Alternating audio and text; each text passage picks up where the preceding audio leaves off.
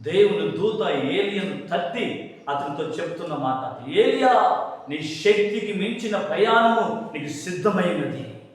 నీ శక్తికి మించిన ప్రయాణం చేయవలసి ఉన్నది. నీ శక్తి తక్కువ అని నువ్వు బాధపడవద్దు. నీ శక్తి తక్కువ ఉన్నదని నువ్వు చింత చేయవలసిన పని లేదు.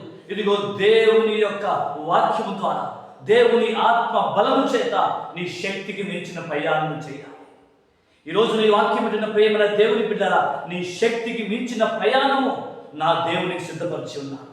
నీ శక్తికి మించిన పరిచర్యను చేయాలి. నీ శక్తికి మించిన ప్రార్థనలు చేయాలి. నీ శక్తికి మించిన దేవుని దర్శనం పొందుకోవాలి. నీ శక్తికి మించిన ఉన్నతమైన అభిషేకం పొందుకోవాలి. ఎలా సాధ్యం? దేవుని యొక్క వాక్యము చదవడం వల్ల సాధ్యం. ఎలా సాధ్యం? పరిశుద్ధాత్మ చేత అనుదినము ఆనందించడం వల్ల సాధ్యం. ఆత్మ చేత నింపబడడం వలన నీ శక్తికి మించిన కార్యంలో నా దేవుడు నీ జీవితం చేయబోతున్నాడు.